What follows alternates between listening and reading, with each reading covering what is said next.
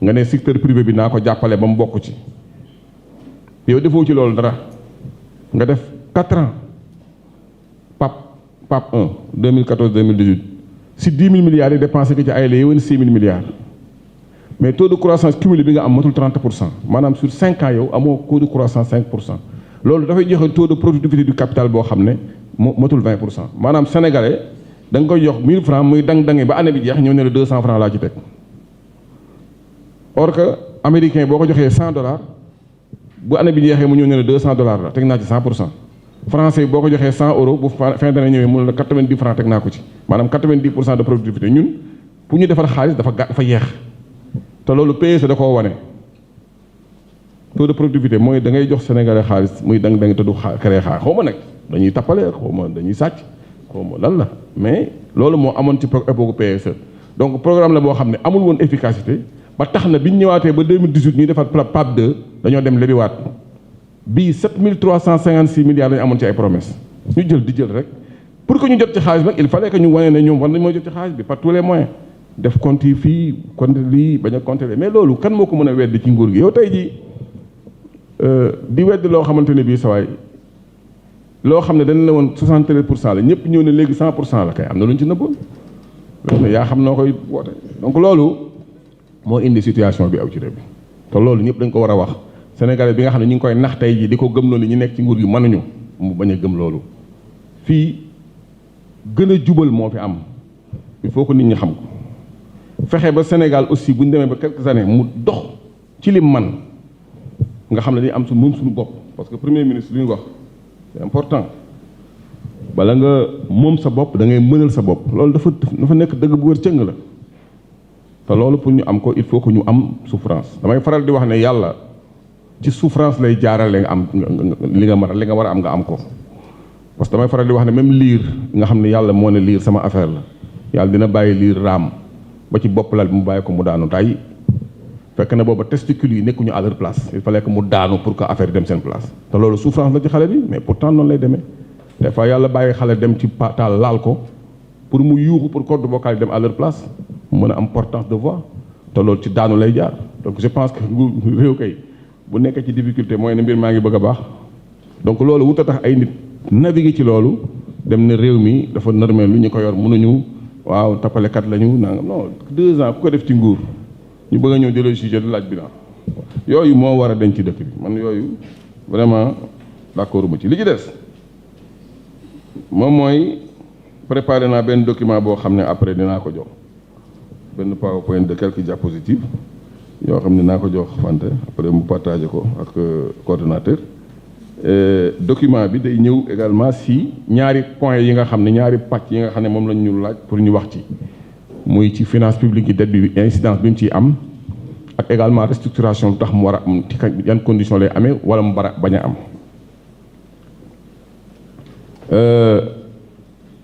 situation bi nga xam ne économie sénégalaise si leen toll fi mu toll nii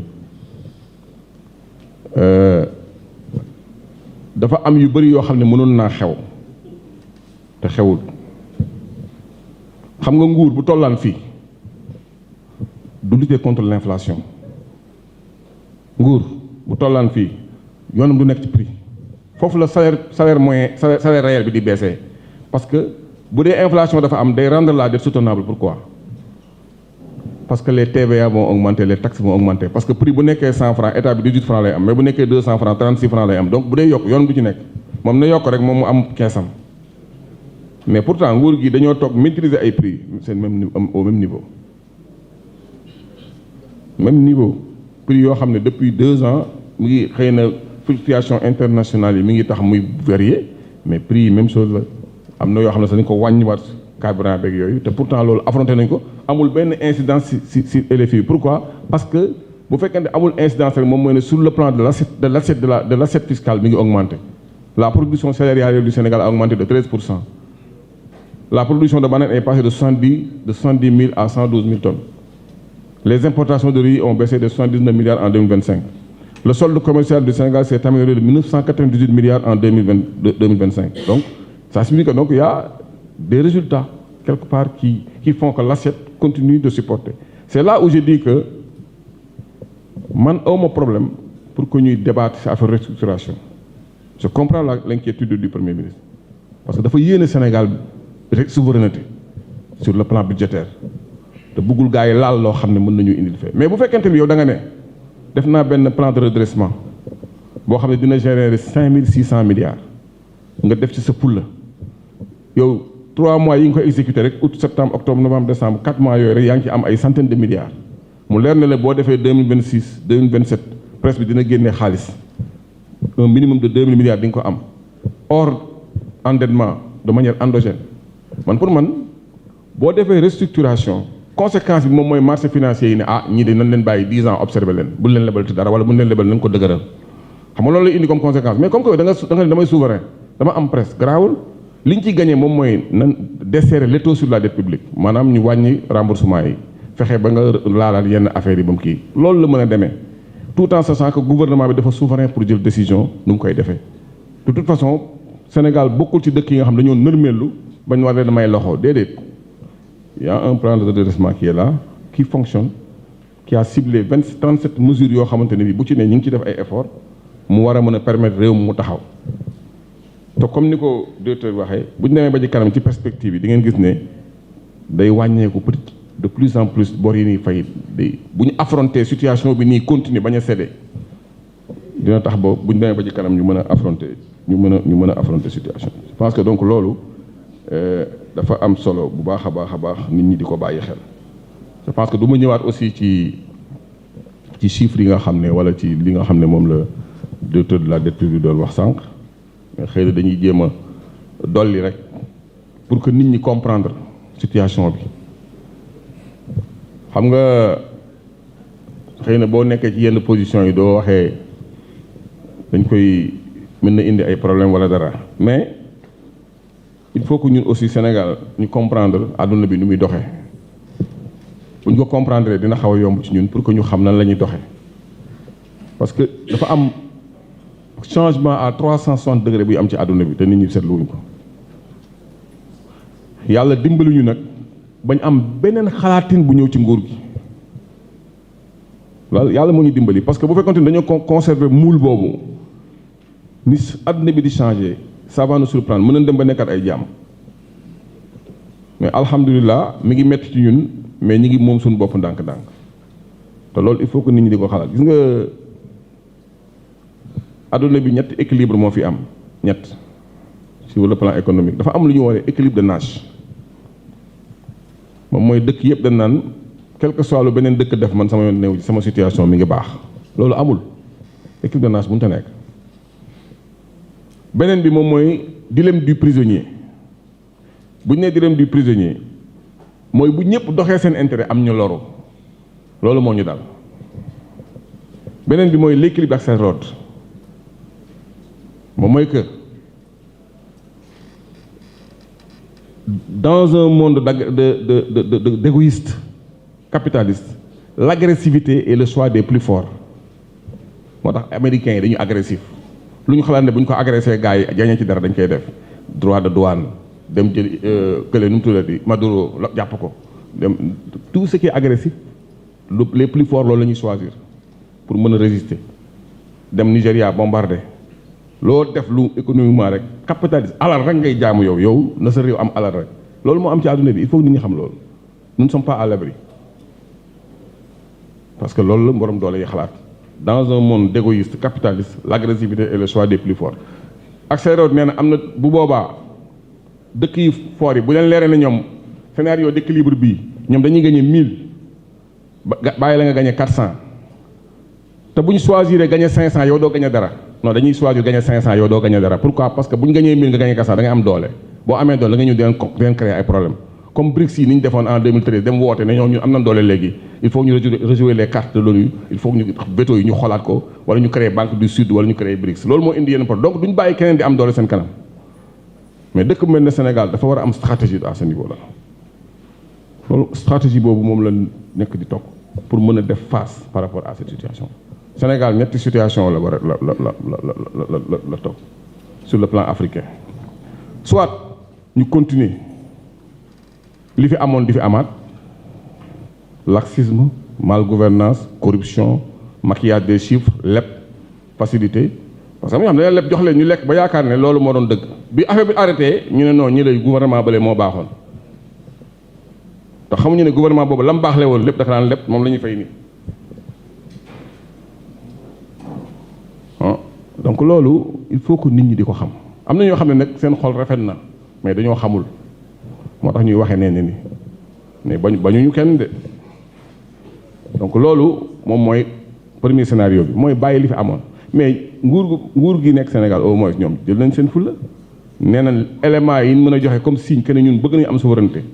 nee nañ armée française demal boulevard général de Gaulle ñu renoppé ko Mamadou Dia joxe ay acte waaye na ñun bëgguñu li fi nekkoon di fi nekkat loolu leer nañ kuy xalaat sénégalais war nga xam ne ñii loolu moom ja engagé wu nañ ci beneen scénario bi moom mooy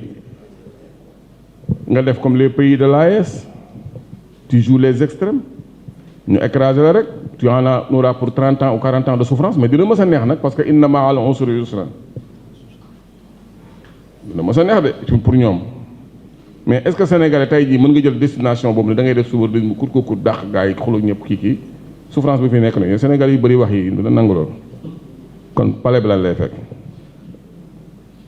donc voie intermédiaire bi moom mooy def comme nit gouvernement bi di def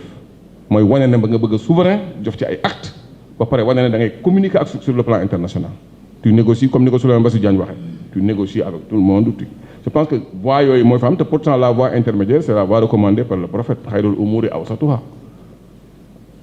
parce que donc loolu moom mooy situation bi nga xam ne il faut que ñu koy calculer parce que ñi ëppoon doole ci àdduna bi dañoo commencé am problème te suñuy théâtre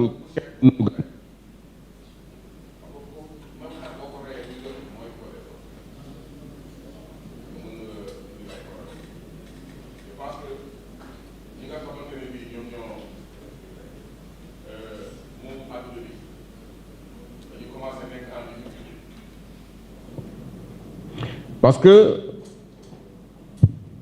américains yi ñoom dañoo mës a ñëw profiter sur le fait que dollar la ñuy facturer. parce que dollar la ñuy facturer lépp ñoom bu Sénégal demoon dafa bëgg dollar pour jënd dara ñoom dañoo am gratuitement il faut dañoo teg le dollar en contrepartie de quelque chose donc ñoom dañ daan leb te duñ bind dara. maanaam ñoom soxlawuñu woon lépp pour régler seeni problème ñu xëy benn jour ay dëkk ne leen non non non ñun dollar bi sax doon facturer suñu affaire loolu ay perte la sur le pétrole sur donc ils sont obligés aujourd'hui ñu def en sorte pour mën a accéder ci yenn produits yi ñu koy facturer en dollar ba léegi ñu xeex quoi di xeex boobu dafa leen topp ba léegi. deuxièmement moom mooy foofu laay jeexale depuis le New Deal 1934. américains yi dañoo mës a utiliser la planche à billets pourtant ñun amuñu loolu de mënuñu ko def ñun dañu ko tere dañu mës a utiliser la planche à billets defar xaalis régler sa problème bi ñu ñëwee ba 1963 ñu defar xaalis dem en Asie lépp jël xaalis bi joxe ko def seen guerre au Vietnam 1969 ñu ne conquête spatiale ñu jël xaalis defar ko dem def conquête spatiale. mais biñ ñëwee ba année 70 yi dollars yooyu doon circuler ci àdduna bi yëpp dollars yu bëree doon circuler ñu ñëw ne leen léegi dañ ko def or ñu non dollar bi yëpp amuñu ko en or kon nag l'or n'est plus convertible en dollars il faut qu'on crée des monnaies qui se flottent ñu arnaqué ñëpp continuer dominer système monétaire international bi ñu ñëwee ba 2008 subprime si gis nga lim xew 422 milliards de dollars yoo xam dañ doon kat moo jur 3000 milliards de pertes ñu jël 3000 milliards yi ñoom defar ko xaalis dugalaat ko ci système bi régler seen problème parce que ñoom ñooy monnaie bi gën a dominante biñ ñëwaatee ba Covid 19 ñu jël ay chèques 4000 1000 2000 dugal ko ci ay compte américain planche à billets biñ ñëwee ba 2021 nag mu créé ngandum inflation léegi inflation boobu dafa leen a permettre ñu renflouer les caisses de l'État américain ba tey ji ñu ne Amérique moom génnaan na ci quoi parce que am nañ moyen mais moyen yëpp mu ngi basé wu ci ay inflation yoo xam ne ñun ñoo ko doon supporter donc yooyu yëpp il faut que nit xam ko aussi parce que ñun suñu finance publique du finance publique bu déconnecté C'est une finance publique qui est connectée à la finance internationale. Donc, la démarche de souveraineté que nous allons avoir est une démarche bien réfléchie, basée sur une quête de ressources endogènes hors endettement, comme le presse nous a fixé. Sénégalais yëpp dem ci. Dama jaaxle sax parce que bi ma gisee impôts yi nga xam ne moom la waa transfert d'argent yi mooy Orange Money yooyu nga xam ne 20 000 milliards moo fay transité. Ñu ne 30 milliards impôts la ci état bi am ñu xëy benn jour état bi ne noo garaawul naa ko yóbbu 76 milliards yokk ci 46 ñëpp takk seen rajo dañoo yokk impôts yi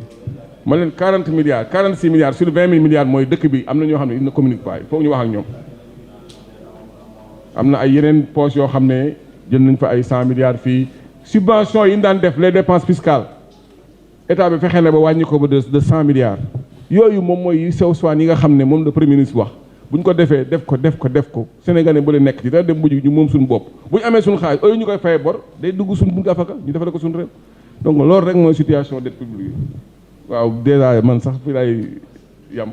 maa ngi jégalu ci kàddu yi lu ci dëgër rek xam leen ne suñu bopp la lépp lu ci yiw rek barke yàlla la ak leer yonent Yàlla Muhammad jërëjëf.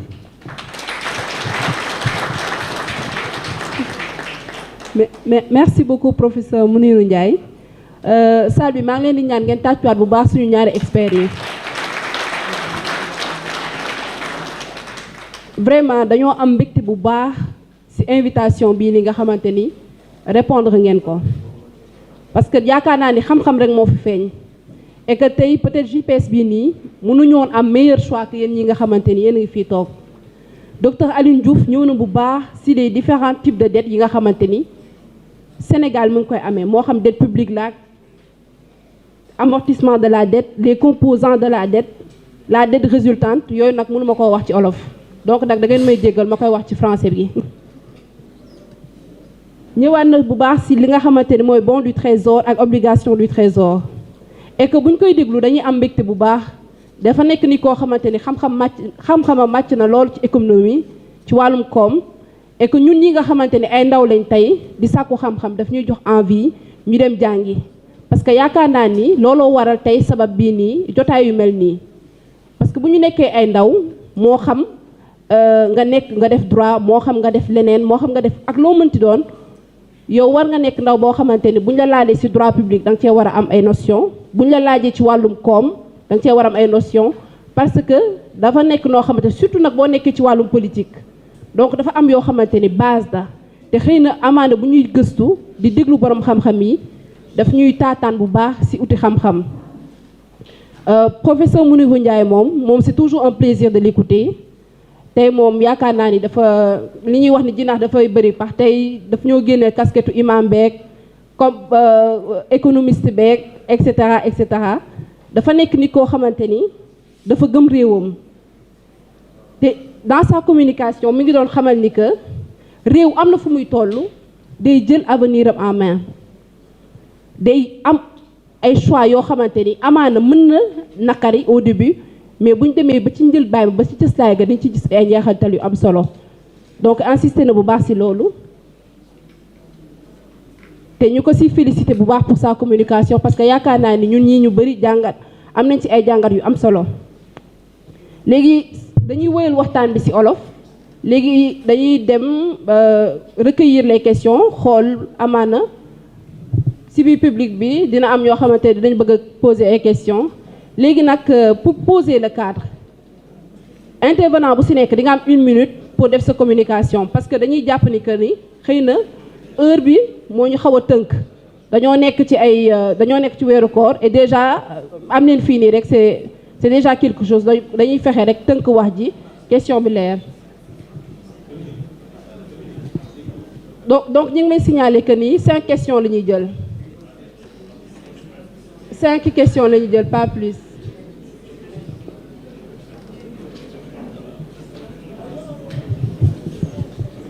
nee nañ tamit questions yi ci participants yi ñoo koy nee nañ questions yi participants yi ñoo koy posé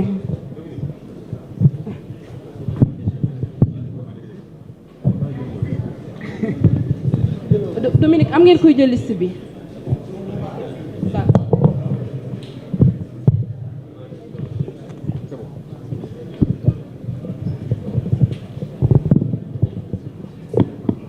asalaamaaleykum maa ngi nuyu ñëpp di nuyu monsieur le ministre di nuyu également tous les autorités yi fi toog di nuyu également tous les invités. Excusez-moi nga baal ma s'il vous plaît est-ce que mën nañoo déggoo bu ko defee ñu bu tamit booy kii nga présenté wu. waaw di nuyu ñëpp ñi fi teew ci salle bi à commencer par monsieur le ministre ak l'ensemble des directeurs généraux qui sont là également les honorables députés et toute l'assistance. Donc man la Madiaw Diop nekk coordonnateur de la JPS du département de Tivaouane di nuyu suñu coordonnateur bu baax maître Ngagne Demba Touré ak équipe bi mu àndal yëpp ci liggéey bi. di remercier également ñi nga xam ni ñoo doon def tey cette animation qui a été d'une haute facture. J'aimerais juste poser une petite question qui aujourd'hui peut-être est en train de nous tripatouiller tous. C'est en fait, aujourd'hui on parle de dette, de soutenabilité. Mais les gens qui sont dans la salle aimeraient en tout cas avoir l'assurance. L'assurance de quoi? C'est-à-dire sur le long terme, sur le court terme, est-ce que le Sénégal est aujourd'hui dans un risque de défaut de paiement? Ça, c'est la première question. Et la question connexe, c'est la même question en fait. Ok, donc je m'excuse. En tout cas, merci beaucoup. Voilà, di remercier ñi organiser lii, di remercier également suñu autorités yi. Di wax ni malgré que la situation de la dette est très tendue, comme l'a dit docteur professeur Ndiaye, wàññi nañu courant, wàññi nañu ndox, wàññi nañu ceeb, wàññi nañu diwlin, wàññi nañu mburu. Asalaamaaleykum.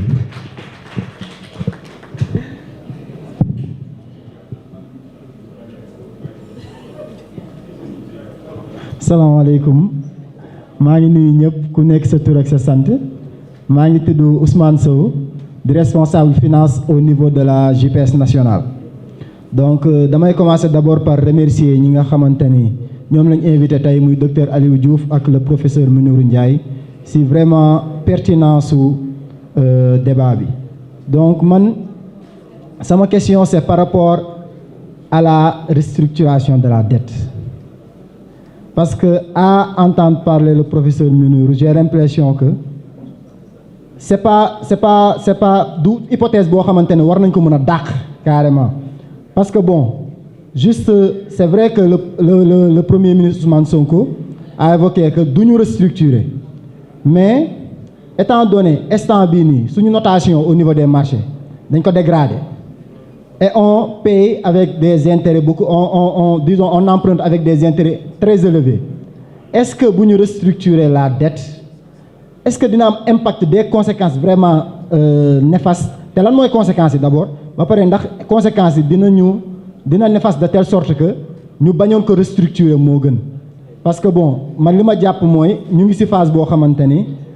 il faut que débat bi ñu poser ko ñu mën ko waxtaanee. Voilà, beneen bi mooy la question de la soutenabilité. Bon, non, ça va dans le même sens. Voilà.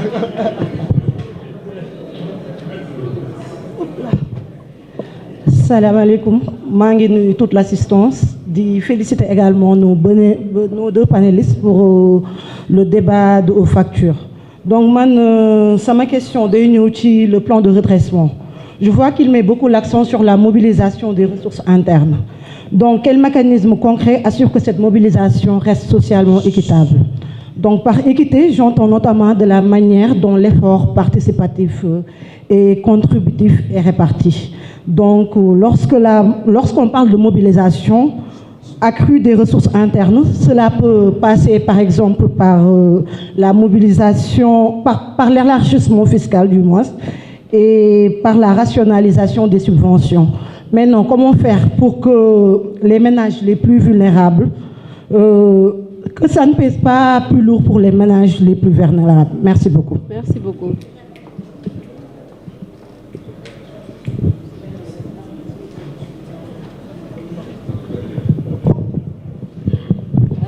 Merci beaucoup. Bonjour à toutes et à tous.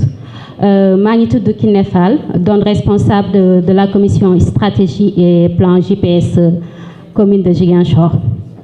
je tenais tout d'abord à féliciter, magnifier la tenue, en tout cas, de cette activité aujourd'hui et remercier parallèlement nos différents panélistes pour ces interventions très pertinentes qui nous ont gratifiés. Alors, en écoutant Monsieur le directeur de la dette publique, il a été noté qu'il nous faut plus de 6 000 milliards de francs CFA pour que l'État du Sénégal puisse faire face à ses obligations. Or, en 2025, l'État a pu mobiliser 5 700 milliards, nonobstant les contraintes que nous connaissons tous. Mieux encore, le pays a pris les devants en sécurisant les financements extérieurs avec la Norvège à hauteur de 740 milliards de dollars. Ma question est de savoir comment vous appréciez, messieurs, cette dynamique de mobilisation des ressources du Sénégal qui tend en tout cas à